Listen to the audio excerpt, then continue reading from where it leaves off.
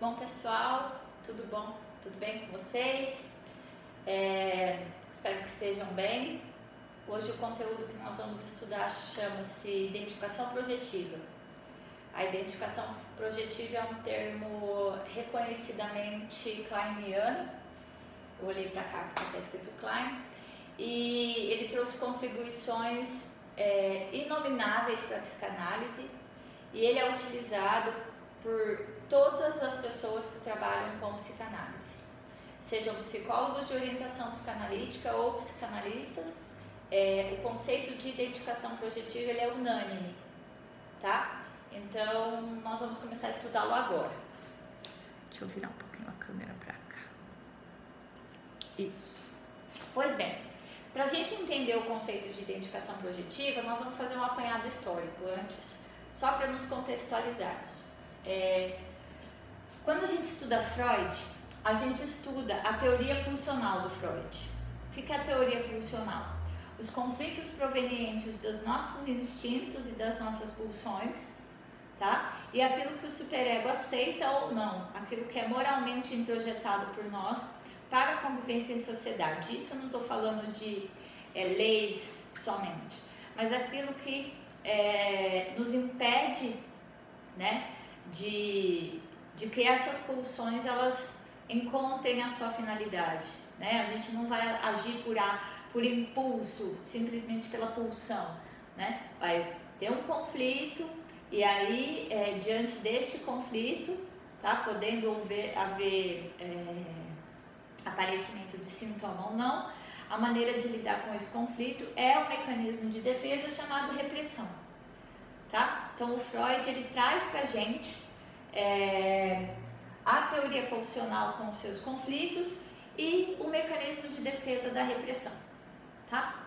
Melanie Klein, muito conhecida pela sua proposta do atendimento de crianças, ela traz pra gente um salto na psicanálise para trás. Por quê? Muito estudiosa de Freud, muito concordante com a teoria de Freud, ela começa um processo de atendimento de crianças e juntamente com esse processo ela começa a elaborar novas propostas de crescimento e aprofundamento da teoria psicanalítica, né? Então ela começa a observar que existem processos anteriores aos que o Freud propõe, que antes da gente possuir e vivenciar conflitos entre as pulsões e a repressão aconteça, né? Porque acontecendo a repressão, a gente pode viver em sociedade, a gente pode simbolizar, a gente pode conviver com o outro. Ela acredita que antes disso existem outros processos que ela chamou de primitivo, tá? Como é que foi isso? Mais ou menos em 1935, deixa eu confirmar aqui no meu caderno, ela apresenta um novo mecanismo de defesa que seria anterior à repressão, que ela chama na época de expulsão. Vou colocar aqui.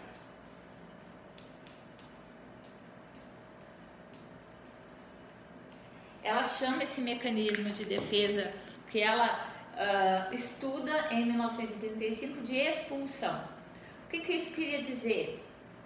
Ela entendeu que a mente muito primitiva, e aí a ideia de primitiva como ela atendia crianças e crianças muito pequenas, ela começou a olhar os processos anteriores, tá? Então, ela propõe nesse mecanismo de expulsão que partes indesejáveis, partes muito angustiantes, partes muito terroríficas da mente eram expulsas para fora, eram jogadas para fora. Então ela começa numa proposta de daquilo que é insuportável, aquilo que a mente não aguenta de tão terrorífico, era expulso. Peraí, como é que isso funciona? Pois bem, estudando e elaborando cada vez mais a sua teoria, desenvolvendo mais a teoria, em 1946, num texto denominado Notas sobre Mecanismos Esquizoides, gente, nunca deixem de ler esse livro, esse texto. Ele é um texto essencial da teoria kleiniana e nodal dentro da clínica psicanalítica. Em 1946, ela cria e elabora, a partir dos estudos que ela está trazendo, a mudança do nome de expulsão para cisão, tá? E ela cunha o conceito de identificação projetiva. Então tá, vamos entender como é que isso funciona, o que isso quer dizer. Um conceito, para a gente entender a identificação projetiva, como se a gente... É o seguinte, vou falar para vocês, tá? É um nome, tá?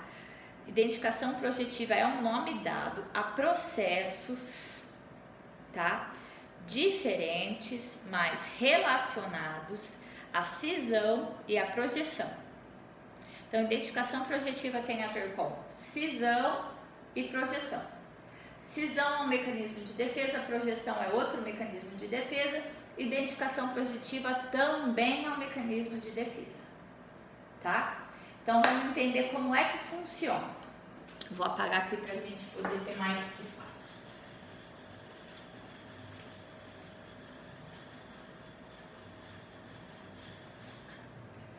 Bom, vamos lá. Então, vamos imaginar, tá? Que eu gosto de desenhar um boneco como se fosse uma pessoa, tá? E às vezes eu coloco a mente dele na cabeça, mas a mente dele é ele todo, tá bom, gente? Então, esse é o indivíduo. Vamos supor, tá? Que esse indivíduo possua em sua mente partes carregadas de angústia. Então, vou por aqui, tá? Partes carregadas de angústia. Por aqui ao longo do corpo inteiro. Partes que estão extremamente aterrorizadas, tá? Essas partes, tá? São separadas no indivíduo. Ela é como se ela fosse cindida, tá? Então aí já guardem esse nome, ó. Cisão, tá? Split, vocês podem conhecer por esse nome também, tá? Splitting é cisão. Então, essas partes carregadas de angústia dentro do indivíduo, elas têm uma força que fará com que elas sejam expulsas da mente. Lembra que a gente falou, primeira proposta dela de 1935? A pessoa expulsaria aquilo da mente. Então eu vou tirar aqui da mente dela e ela expulsa para fora. Para ela expulsar esse conteúdo para fora, ela precisa fazer uma cisão, né, gente? Um corte. Então, ela faz o corte, o recorte desse conteúdo e aí ela expulsa, tá?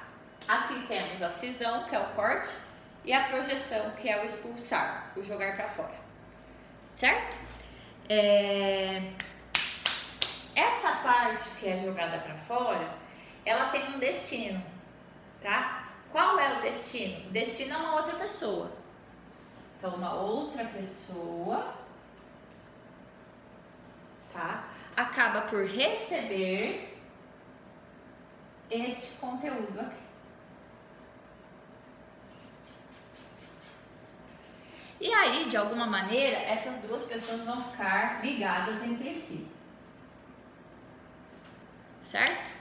Então, pensem que existe um conteúdo muito angustiante nessa pessoa, muito doloroso, muito terrorífico. A mente dela cinde, corta um pedaço e manda para fora. No que ela manda para fora, o objetivo é que ela seja colocada em outra pessoa, tá? Para Melanie Klein, o que ela trazia pra gente? Que numa situação analítica, né, quando o paciente muito angustiado, muito aterrorizado, fazia um processo desse, o conteúdo seria projetado no analista. Então, considerando que aqui é o paciente, tá? E aqui é o analista, temos que uma mente muito angustiada, cinge um conteúdo, projeta ele para dentro do analista, o analista vai ficar com aquele conteúdo dentro da sua mente, tá? Quando uma parte minha é colocada numa parte do outro, a gente fica conectado, tá? Eu me lembrei de um filme, não tem muito a ver, mas talvez ajude a gente a compreender. O personagem principal, ele doou um dos rins dele, né?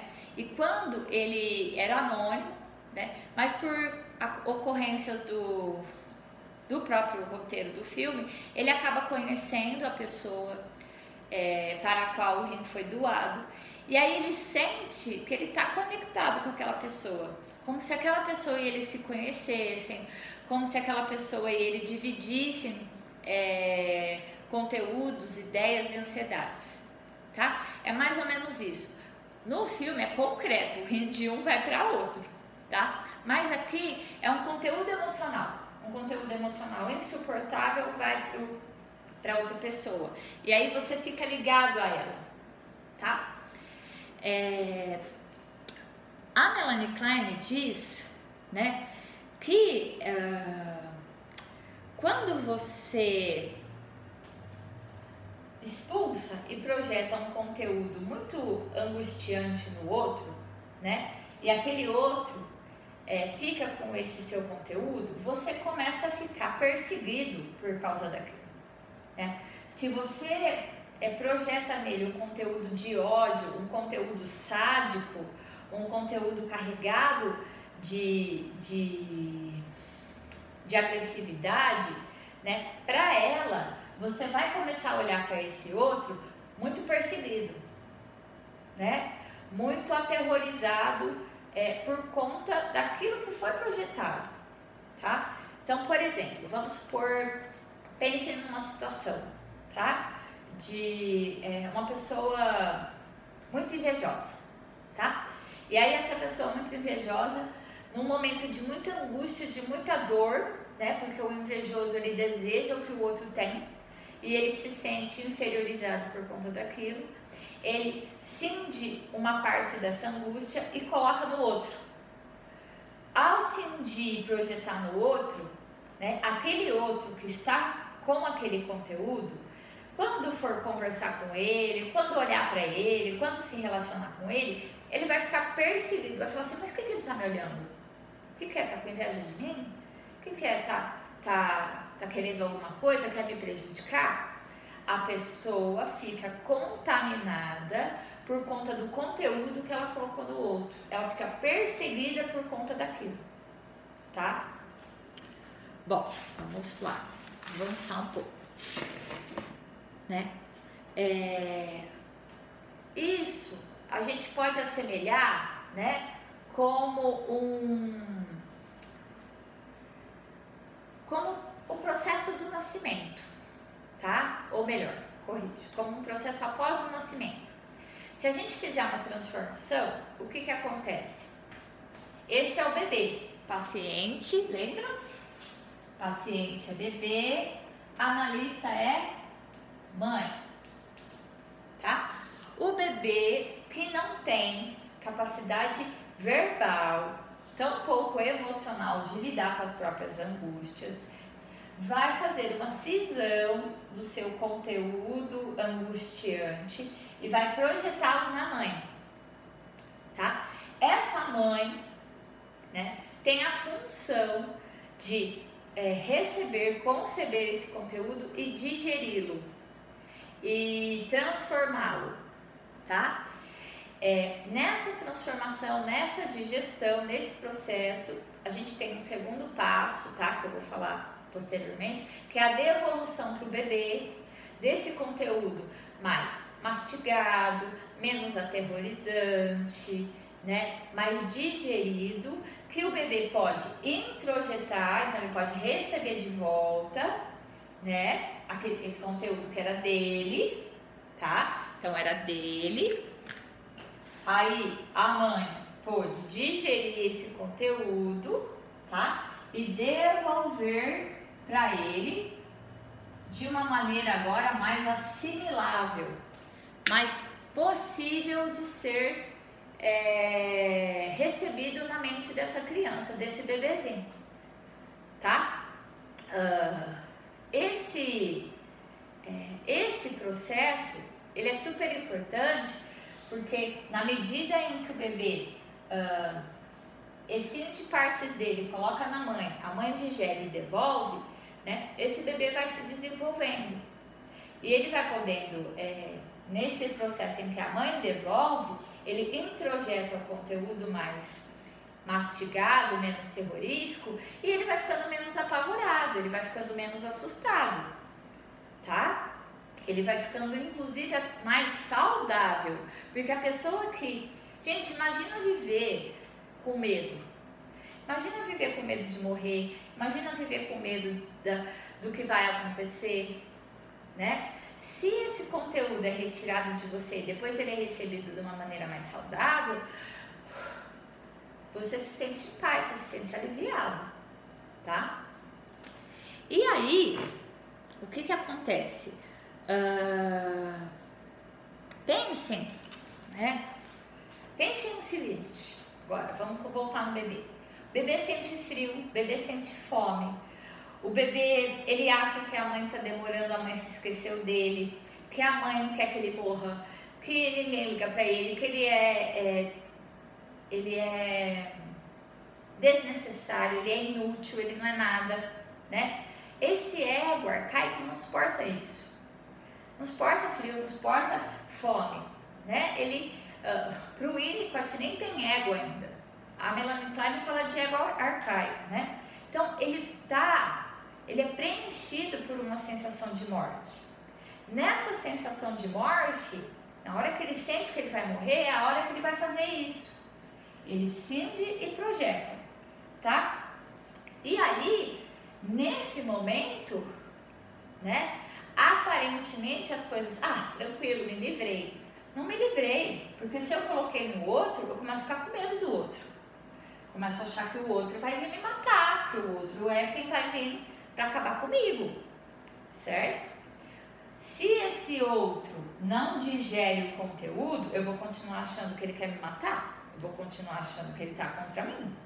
Se o outro digere o conteúdo e me devolve, eu me alivio e consigo ir suportando aos poucos os terrores que vão acontecendo, tá? Bom, deixa eu pensar. A proposta da Melanie Klein, tá, era a seguinte: quando o paciente escinde e projeta o conteúdo em nós, tá, nós temos que aplacar isso. A gente tem que perceber que esse conteúdo está sendo colocado em nós e a gente precisa evitar ser atingido por ele. A gente percebe o que aconteceu, tá? Mas a gente precisa somente se manter firme, tá? E não desmoronar por conta daquilo que o paciente está colocando na gente, certo? Então, pense no seguinte: para a Melanie Klein, ela ainda não fazia esse modelo da digestão e volta para ficar saudável. Isso vem depois com o Bion, tá? Para a Melanie Klein, a gente tinha simplesmente que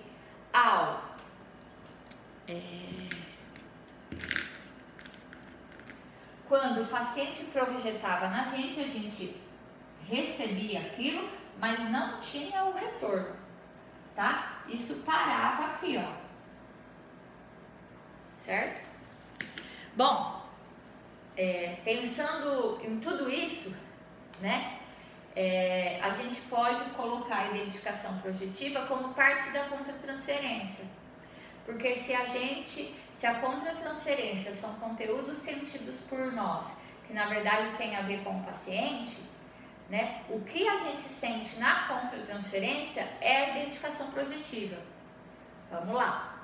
O paciente tira uma parte dele e coloca na gente, tá? Escindiu e projetou. Quando a gente recebe aquilo e sente coisas, o que a gente sente é a contratransferência. Mas a contratransferência vem, a gente consegue sentir os conteúdos da contratransferência por causa da identificação projetiva. Se o paciente não sente parte dele e projeta na gente, a gente não vai sentir. Mas, como ele sente e projeta, aquele conteúdo que é projetado é o que a gente sente que é dele, que não é nosso. Certo? Vamos pensar numa situação.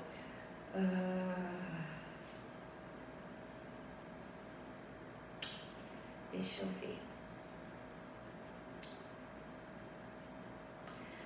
Uma pessoa, vamos pensar agora, né, na situação do coronavírus, e você está conversando com alguém, tá? E essa pessoa está com um medo muito grande do coronavírus, tá? Ela está com medo, ela está tomando as precauções, mas mesmo assim ela continua com medo. Ela está inconscientemente com tanto medo de morrer, mas com tanto medo de morrer, que ela faz uma cisão desse terror de morrer na mente dela, pega o terror de morrer, tá? Cindy projeta em você durante a conversa, tá? E aí vocês estão ainda conversando e vocês falam, pois é, os números estão crescendo, né? Agora não tem máscara para todo mundo e tal. E aí acaba a conversa e ela vai embora, tranquila. E você começa a perceber o tanto que você está apavorado. Você já está com medo, né? Mas você fica tremendamente apavorado, você fica com muito medo, que você começa a se desesperar, começa a procurar vídeos para fazer máscara caseira, começa a desinfetar sua casa e de repente você percebe, peraí, eu não estava com medo e depois dessa conversa eu tô apavorado? O que é isso? O que aconteceu? Aconteceu que a pessoa cindiu um conteúdo dela, colocou em você numa conversa não vou falar fila de banco porque não tem, tá? Mas numa conversa ali a 2 metros e você ficou com o conteúdo dela para você. Ela pode ter ido embora tranquila e contente? Claro que pode. Ela pode ter ido embora pensando assim, nossa, que estranho, aquela moça, aquela pessoa, não tá com medo, onde já se viu, né? Então, ela pode fazer juízos de você a partir daquilo que ela projetou para dentro de você. E você percebeu depois, caramba, eu tava com medo, mas eu não tava com tanto medo de morrer assim, tá? Esse é o conteúdo que a gente vai captando do paciente na contratransferência, certo?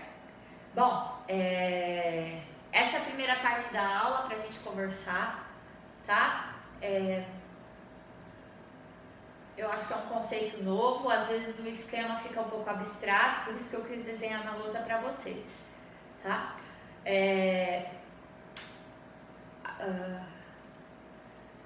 Pessoal, agora... Bom, qualquer dúvida, postem no formulário, vamos conversar durante o horário de aula no grupo e tentar esclarecer as dúvidas, tá? É normal o conceito demorar um pouco para ser introjetado, tá? Porque eu estou pegando um conteúdo e estou oferecendo a vocês. Vocês vão escolher se vocês vão introjetar ou não, tá? E aí, o próximo conteúdo eu vou falar um pouquinho mais da identificação projetiva, mas agora para o Bion, tá? Um beijo, até o próximo vídeo.